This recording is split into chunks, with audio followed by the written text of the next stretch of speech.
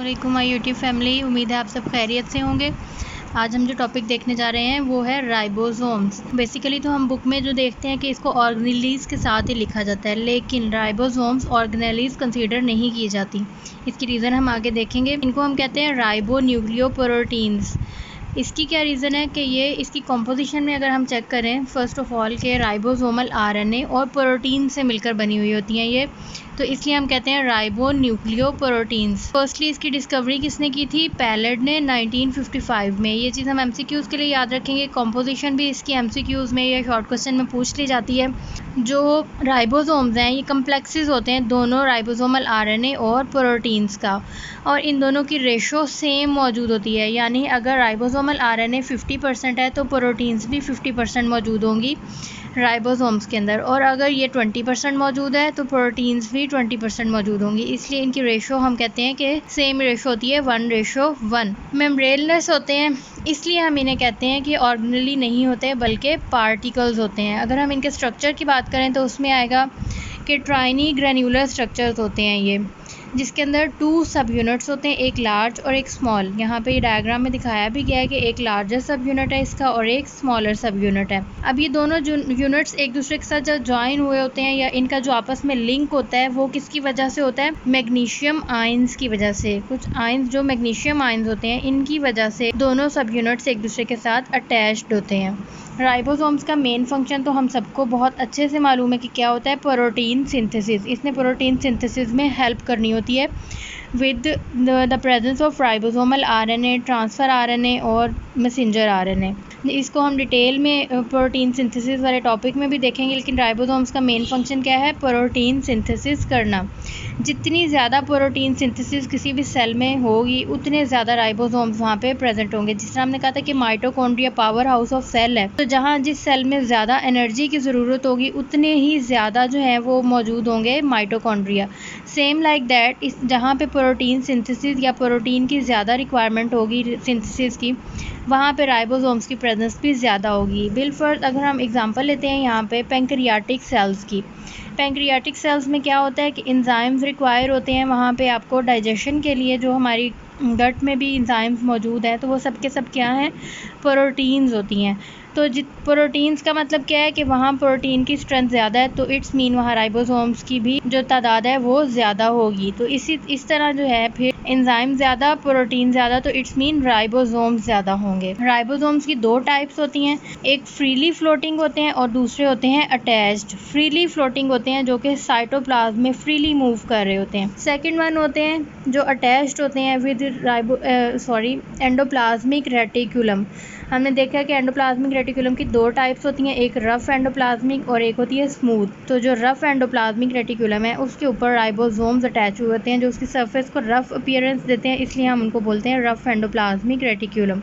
तो ये राइबोसोम्स जो हैं ये अटैच्ड भी मौजूद होते हैं। जो ये साइटोप्लाज्मिक रेटिकुलम फ्रीली फ्लोटिंग को हम साइटोप्लाज्मिक रेटिकुलम भी कहते हैं, साइटोप्लाज्मिक प्रोटीन्स या फिर साइटोप्लाज्मिक राइबोसोम। इनका क्या काम होता है? इन्होंने साइटोप्लाज्म के अंदर प्रोटीन को रिलीज करना है। यानी इसके अंदर से जो फ्रीली फ्लोटिंग या फिर जो साइटोप्लाज्मिक राइबोसोम है, इससे जो प्रोटीन्स बनेंगी वो कहाँ पे जाएंगी? साइटोप्लाज्म में ही जाएंगी।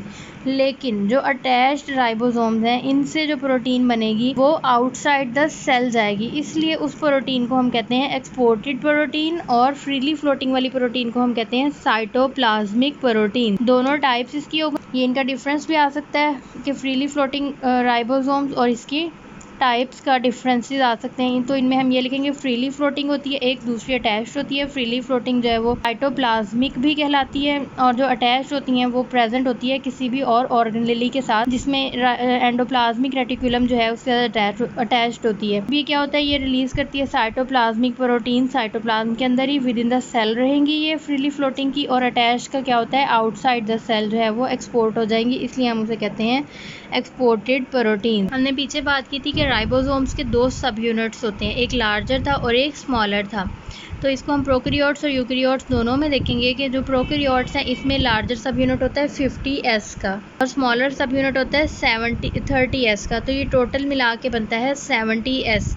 और यूकैरियोट्स में होता है 60s और 40s और ये टोटल मिला के कितने बनते हैं 80s। इसकी अब रीज़न क्या बनती है कि यूकैरियोट्स में 60 और 40 वैसे तो हम मैथमेटिकली देखें तो 100 बनना चाहिए और 50 और 30 बनना चाहिए 80, लेकिन ये 70s और 80s क्यों बना? क्योंकि यहाँ पे क्या हो रहा है कि दोनों जो इसके सब यूनिट्स हैं, हम अगर ये देख लें इस पॉइंटर से एग्जांपल लें कि ये स्मॉलर वन जो है ये स्मॉलर सब यूनिट है, ये लार्जर जो है ये लार्जर सब यूनिट है। अब ये क्या होगा कि जब हम इसको बंद करते हैं तो ये दोनों आपस में ऐसे करके मर्ज हो जाते हैं।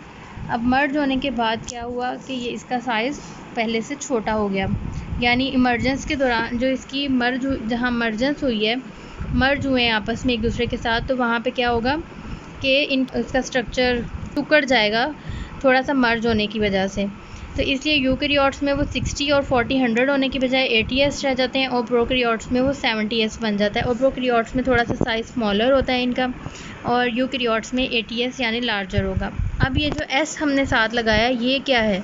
ये इसका यूनिट है जो अल्ट्रा सेंट्रीफ्यूगेशन और सेडिमेंटेशन यूनिट कहलाता है। इसमें इसको हम कहते हैं स्वेटबर्ग ये यूनिट है जो कि राइबोसोम्स के यूनिट्स जो हमारे सब यूनिट्स हैं इनके उसके साथ इसको रिप्रेजेंट करने के लिए लगाया जाता है जब हम इसकी अल्ट्रा सेंट्रीफ्यूगेशन करते हैं, यानी जब हम इसको PCR या किसी भी मशीन में डाल के रोटेट करते हैं तो इसके जो है वो सेडिमेंट्स बन जाती हैं छोटी और बड़ी।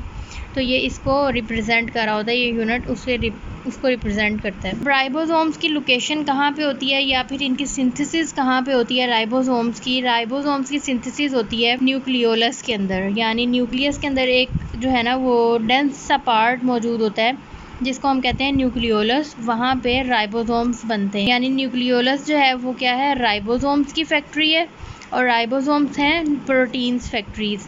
और राइबोसोम्स की हमने पहले भी बात की कि सिंथेसिस ऑफ प्रोटीन में हेल्प करते हैं, तो हम इस प्रोसेस को क्या कहते हैं? ट्रांसलेशन, जिसे हम बहुत डिटेल में नेक्स्ट में पढ़ेंगे इंशाल्लाह।